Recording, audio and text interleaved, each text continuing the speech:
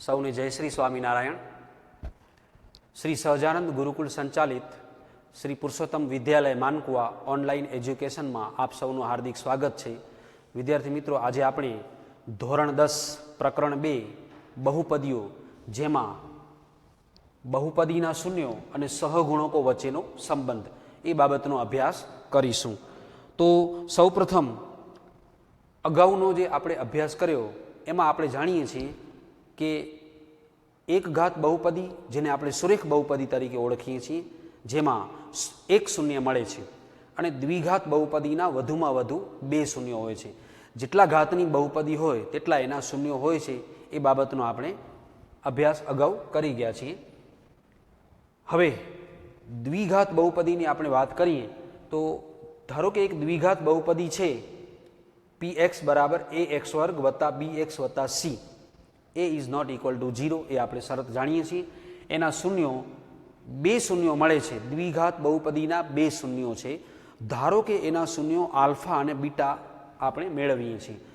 Alpha અને beta એ દ્વિઘાત બહુપદીના બે એવા આંકડાઓ છે કે જે ચલ x સાથે મૂકવાથી 0 કરે છે.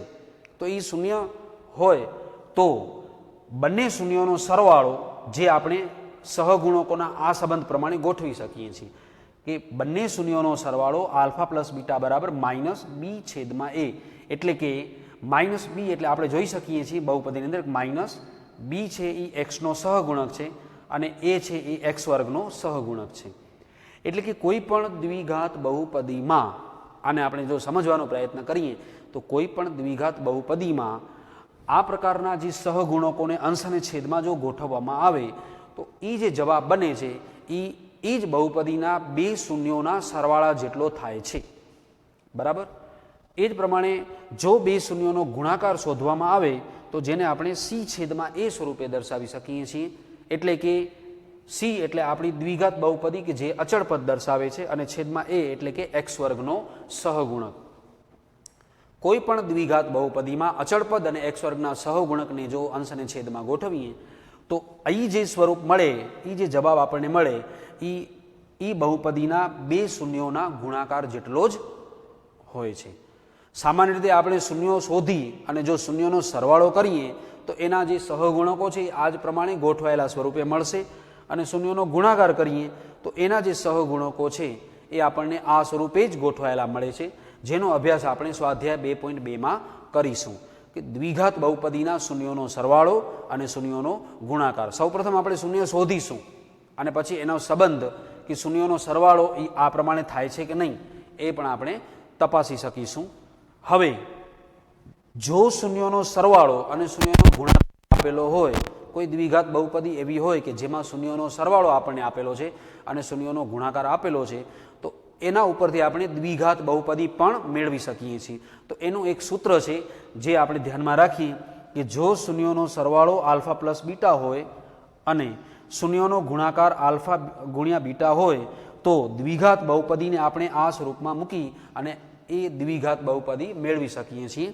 એક્સનો વર્ગ માઇનસ આલ્ફા પ્લસ બીટા ગુણ્યા એક્સ પ્લસ આલ્ફા ગુણ્યા બીટા, જેનો પણ અભ્યાસ આપણે અત્યારે સ્વાધ્યાયમાં કરીએ છીએ. આ જ પ્રમાણે કેટલીક ત્રિઘાત બહુપદીના શૂન્યોનો સરવાળો અને ત્રિઘાત બહુપદીના શૂન્યોનો ગુણાકારના સંબંધો પણ સહગુણકોને આ રીતે ગોઠવીને મેળવી શકાય છે. અત્યારે આપણે શૂન્યોનો સરવાળો અને શૂન્યોનો ગુણાકાર જે દ્વિઘાત બહુપદીમાં હોય છે એ આપણે સ્વાધ્યાય 2.2માં જોઈએ છીએ. તો આપણા સ્વાધ્યાય 2.2માં પહેલો જ જે પ્રશ્ન છે આપણા પાઠ્યપુસ્તકની અંદર, એમાં નીચે દર્શાવેલ દ્વિઘાત બહુપદીઓના શૂન્યો શોધો તથા તેમના શૂન્યો અને સહગુણકો વચ્ચેનો સંબંધ મેળવો. એટલે એ બાબત, આ જે બાબત છે એની સ્પષ્ટતા તમને જે આપણો પ્રશ્ન આપ્યો છે એના ઉપરથી થઈ જશે. હવે સ્વાધ્યાય 2.2નો પહેલો જ જે પ્રશ્ન છે, દ્વિઘાત બહુપદીના શૂન્યો શોધો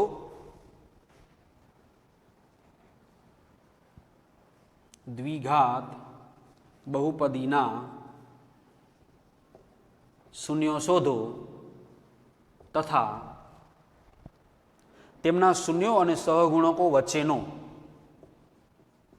તેમના શૂન્યો અને સહગુણકો વચ્ચેનો સંબંધ ચકાસો. વિદ્યાર્થી મિત્રો, આપણને પહેલો જ જે પ્રશ્ન છે સ્વાધ્યાય 2.2 એમાં કુલ 6 દાખલાઓ આપણને આપેલા છે.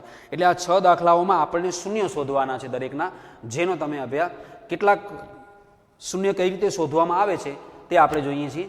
તો હું એમાંથી 3 દાખલાઓ હું ગણું અને બાકીના જે દાખલાઓ છે તમે ગણી શકશો. તો જોઈ શકીએ પહેલો જ જે પ્રશ્ન છે, શૂન્ય શોધી અને સહગુણકોનો સંબંધ આપણે ચકાસીએ છીએ. સહગુણકોનો સંબંધ ચકાસવો એના માટે શૂન્યોનો સરવાળો અને શૂન્યોનો ગુણાકાર આપણે કરીશું. તો પહેલો જે પ્રશ્ન છે x² માઇનસ 2x માઇનસ 8. તો આની અંદર સૌ પ્રથમ આપણે શૂન્ય શોધીશું. તો શૂન્ય શોધવાની પ્રક્રિયા આપણે અગાઉ 9મા ધોરણની અંદર પણ શીખી ગયા છીએ. પહેલાં આપણે આના અવયવ પાડી દઈએ. આના અવયવ પાડવા માટે, આના શૂન્ય શોધવા માટે આપણે જાણીએ છીએ કે -8 છે એના આપણે 2 ભાગ પાડી દઈએ. સૌ પ્રથમ 8 ગુણાકાર સ્વરૂપમાં એના 2 ભાગ એવા પાડીએ કે જેની બાદબાકી 2 આવતી હોય. તો 4 દુ 8. હવે -2 મેળવવા માટે -4 અને +2 આપણે લખી દઈએ છીએ. -4 + 2 એટલે -2 થશે અને આ બંનેનો ગુણાકાર -8 થાય છે. તો આગળ આપણે x² minus 4x plus 2x minus 8. હવે આ બંનેનું જૂથ પાડી અને આપણે 2 કૌંસ નક્કી કરી શકીશું. તો અહીંયાથી આપણે xને કોમન લઈ લઈશું એટલે x - 4 આવશે, પ્લસ 2 અહીંયાથી કોમન લઈ લઈશું એટલે x - 2 ચોક 8 એટલે 4 આવશે. એટલે આગળ વધીએ તો x - 4 ઇન્ટુ x પ્લસ 2ના 2 કૌંસ ગુણાકારમાં મેળવી શકીશું.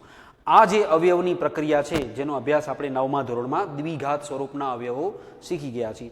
તો સૌપ્રથમ દ્વિઘાત સ્વરૂપની જે બહુપદી આપી છે એ બહુપદીના પહેલા અવયવ પાડી અને 2 કૌંસનો ગુણાકાર સ્વરૂપમાં આપણે દર્શાવીએ. હવે શૂન્ય શોધવા માટે આ જે 2 કૌંસ છે એની બરાબર 0 લઈ અને બંને કૌંસની બરાબર 0 મૂકી અને એક એક એક્સની કિંમત આપણે શૂન્યના સ્વરૂપમાં મેળવી શકીશું. હવે x - 4 into x plus 2 equal to 0 लेता तो x - 4 इज इक्वल टू 0 और x प्लस 2 इक्वल टू 0. तो एना उपरथी x इज इक्वल टू 4 एक शून्य आपने मळे छे. x इज इक्वल टू 4 अथवा x इज इक्वल टू -2. દ્વિઘાત બહુપદીની અંદર વધુમાં વધુ 2 અંક એવા હોય છે કે જે શૂન્ય કરે છે. તો આપણે આ જે દ્વિઘાત બહુપદી છે x² - 2x - 8 એની અંદર x ઇઝ ઇક્વલ ટુ 4 અને x ઇઝ ઇક્વલ ટુ -2 એ આ દ્વિઘાત બહુપદીના શૂન્યો દર્શાવે છે. હવે શૂન્ય શોધી લીધા પછી શૂન્યો અને સહગુણકોનો સંબંધ આપણે તપાસવાનો છે. તો શૂન્યો અને સહગુણકોનો સંબંધ તપાસવા માટે એ બંને શૂન્યોનો સરવાળો જે આ સ્વરૂપમાં ગોઠવાય છે એ આપણે જોઈશું. તો અહીં 4 + 2 જે બંને શૂન્યો આપણને આપેલા છે, 4 + -2 આપણું બીજું શૂન્ય છે એ -2 છે. 4 + -2 ઇક્વલ ટુ આપણે જવાબ મેળવીએ છીએ 2. શૂન્યોનો સરવાળો એક શૂન્ય 4 છે અને એક શૂન્ય -2 છે. તો આ બંનેનો સરવાળો કરવાનો છે એટલે 4 + -2 ઇક્વલ ટુ 2. તો આપણા જે સૂત્ર છે -b/a એ સ્વરૂપે ગોઠવાય છે કે નહીં તે આપણે જોઈ લઈએ. તો આપણી દ્વિઘાત બહુપદી છે એનો આપણે -xનો સહગુણક જોઈએ. તો -xનો સહગુણક આપણે જોઈ શકીએ છીએ કેટલો આપેલો છે, -xનો સહગુણક અને છેદમાં x² સહગુણક. તો બહુપદીની અંદર -xનો સહગુણક -2 અને છેદમાં x² જે સહગુણક છે એ 1 છે. એટલે આનું સાદુરૂપ કેટલું થાય છે, 2. એટલે કે શૂન્યોનો સરવાળો 2 પ્રમાણે આપણને મળી જાય છે. એટલે આ જે દ્વિઘાત બહુપદી છે એમાં -xનો સહગુણક દર્શાવીએ અને છેદમાં x² સહગુણક દર્શાવીએ તો એ જે જવાબ છે એ શૂન્યોના સરવાળા જેટલો જવાબ આપણે મેળવી શકીએ છીએ, જે આપણને મળી જાય છે. એટલે આ એનો સંબંધ છે. બીજું કે શૂન્યોનો ગુણાકાર. તો શૂન્યોનો ગુણાકાર આપણે અહીંયા કરી દઈએ.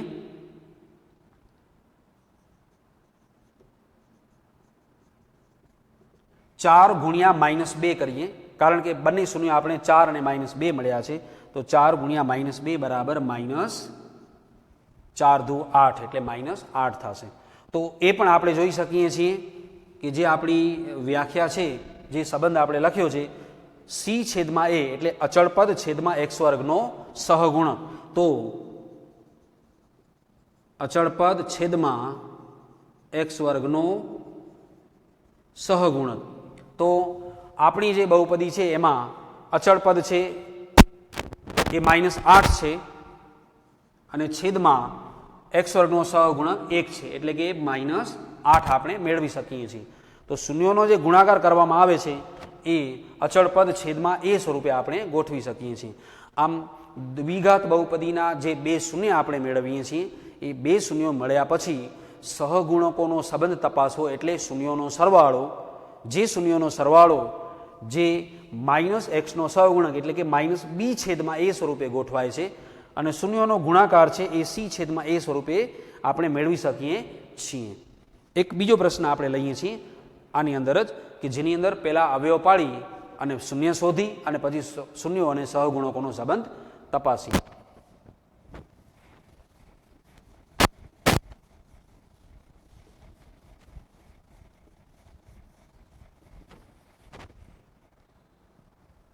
તો પાઠ્યપુસ્તકની અંદર બીજો જે આપણને પ્રશ્ન આપેલો છે 4s² -4s, 4s² -4s, અહીંયા ચલ તરીકે s લખેલા આપ્યા છે આપણને અને +1, 4s² -4s +1. સૌપ્રથમ આપણે આના દ્વિઘાત સ્વરૂપે જે 9મા ધોરણમાં જે આપણે અવયવ શીખ્યા છીએ તેના અવયવ પાડીએ. તો આપણે સૌ જાણીએ છીએ કે આના અવયવ પાડવા માટે પહેલાં આપણે 4 અને 1નો ગુણાકાર કરી દઈશું, જે +4 આવે છે. શૂન્ય શોધવા માટે આપણે પહેલાં અવયવ પાડીએ છીએ દ્વિઘાત સ્વરૂપે. ચલો હવે ગુણાકાર 4 મેળવવા માટે 2 અને 2, આ 4ના જે બે ભાગ પાડીએ તો 2 દુ 4 અને એનો સરવાળો પણ 4 મેળવવા માટે -4 કરવા માટે -2 એટલે એનો સરવાળો -4 અને આ બંનેનો ગુણાકાર +4 થાય છે. એટલે આગળ એના અવયવ પાડવા માટે 4a² -2s +1 બબેનું જૂથ પાડી દઈએ. અહીંયાથી કોમન લઈ લઈએ બંનેમાંથી, તો 2s કોમન નીકળે છે, બંનેમાં ગુણાયેલા છે, 2 દુ 4 અને 2 અને s પણ ગુણાયેલા છે, એટલે અંદર આવશે 2s -1. અહીંયાથી -2s +1 ની અંદર -1 કોમન લઈએ, આમ બંનેમાં કોઈ કોમન નથી, તો પદ આવશે 2s અને પ્લસના માઇનસ થઈ જશે, કારણ કે આગળ આપણે માઇનસ કોમન લીધા છે, -1. એટલે આપણે બે કૌંસ એના મેળવી શકીએ છીએ, 2s -1 જે કોમન કૌંસ છે તે, અને 2s -1 બીજો કૌંસ, સમાન બે કૌંસ ગુણાકારમાં જોડાયેલા આવશે, 2s -1 × 2s -1. બીજી રીતે કહીએ તો આ પૂર્ણ વર્ગ પદાવલી છે, જેના અવયવ પાડવા માટે પ્રથમ પદનું વર્ગમૂળ, અંતિમ પદનું વર્ગમૂળ અને કૌંસની ઉપર વર્ગ પણ લખી શકીએ છીએ. તો શૂન્ય આપણને મળે છે અહીં 2s -1 × 2s -1 = 0 લેતા આ બંનેને આપણે જો 0 લઈ અને એસની જે કિંમત છે એને અલગ કરી દઈએ, તો તેથી 2s -1 = 0 અથવા 2s -1 = 0. તો એના ઉપરથી s બરાબર -1 ને આપણે આમ લઈ જઈશું 1/2 અથવા s બરાબર 1/2. આવી રીતે એના બે શૂન્ય આપણે મેળવી શકીએ છીએ. અહીંયા બે શૂન્યો છે, સમાન શૂન્યો મળે છે, 1/2 અથવા 1/2. એક જ કિંમત એવી છે કે જે શૂન્ય છે, 1/2. હવે શૂન્યોનો સરવાળો અને શૂન્યોનો ગુણાકાર આપણે આ બાબતનો ઉપયોગ કરીને આપણે તપાસી શકીએ. તો જે બંને શૂન્યો આપણે મેળવ્યા છે 1/2 અને 1/2, તો હવે બંને શૂન્યોનો સરવાળો પહેલાં આપણે જોઈએ.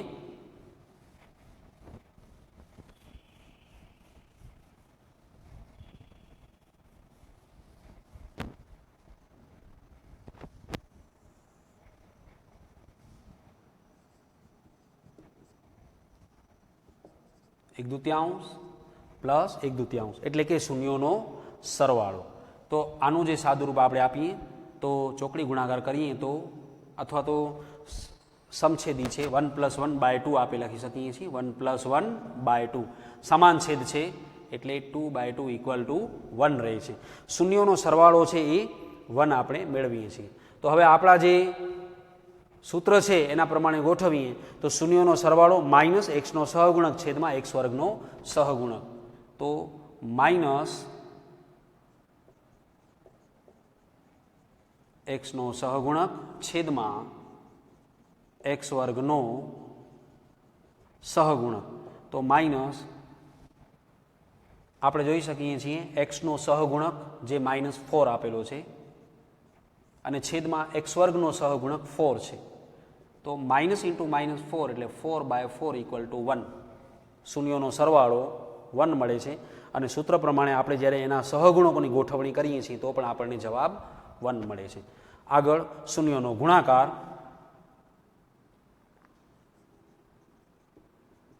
(1/2 × 1/2 એટલે 1/4 થાય છે. શૂન્યોનો ગુણાકાર છે 1/4 આવે છે. તો શૂન્યોનો જે ગુણાકાર છે એને મેળવવા માટે આપણી પાસે સંબંધ છે અચળ પદ છેદમાં એક્સ વર્ગનો સહગુણક. તો અચળ પદ છેદમાં એક્સ વર્ગનો સહગુણક.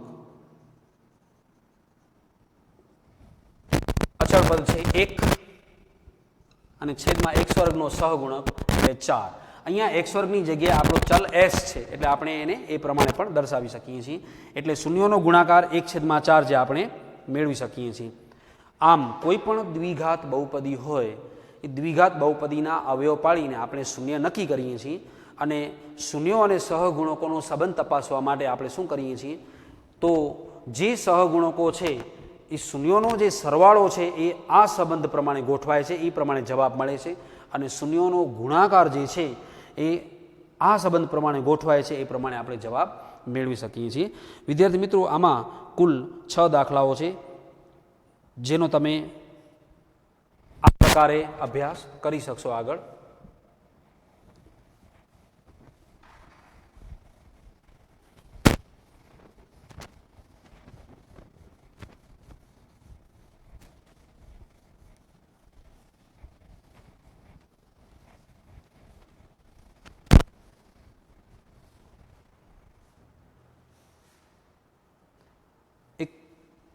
ચોથો એક જે પ્રશ્ન છે જેનો આપણે અભ્યાસ કરીએ તો 4u² + 8u એના આપણે અવયવ પાડવાના છે.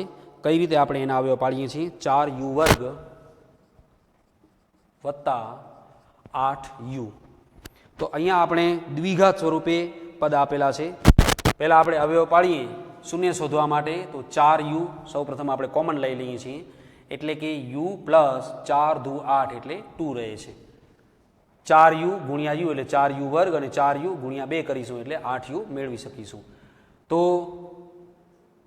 શૂન્ય શોધવા માટે હવે 4u = 0 અથવા u + 2 = 0. હમણાં આપણે જે પ્રમાણે જોયું તે પ્રમાણે.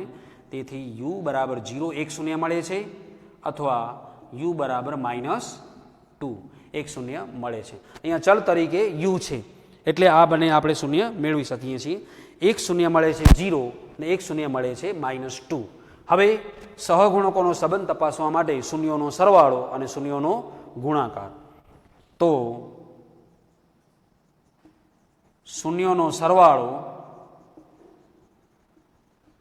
એટલે કે 0 + -2 = -2 આપણે મેળવી શકીએ છીએ. આપણી દ્વિઘાત બહુપદીની અંદર u² છે એનો સહગુણક 4 છે. આ u નો સહગુણક 8 છે અને અચળ પદ તરીકે 0 છે કારણ કે અહીંયા અચળ પદ આપેલો નથી. બરાબર. તો હવે શૂન્યોનો સરવાળાનો જે સંબંધ છે -u નો સહગુણક અને u² નો સહગુણક બરાબર -u નો સહગુણક અને છેદમાં u² નો સહગુણક. તો -u નો સહગુણક આપણે મેળવીએ છીએ 8 જે આપણને આપેલો છે અને u² નો સહગુણક છે 4. તો એનું સાદુરૂપ આપીએ એટલે સંક્ષિપ્ત રૂપમાં 4 × 8 કરી દઈએ એટલે -2 આપણે મેળવી શકીએ છીએ. શૂન્યોનો સરવાળો આપણે અગાઉ શૂન્ય શોધીને મેળવ્યો તો -2 મળે છે અને શૂન્યોનો સરવાળાનો સહગુણકો સાથેનો સંબંધ પણ આપણે -2 મેળવી શકીએ છીએ. એ જ પ્રમાણે શૂન્યોનો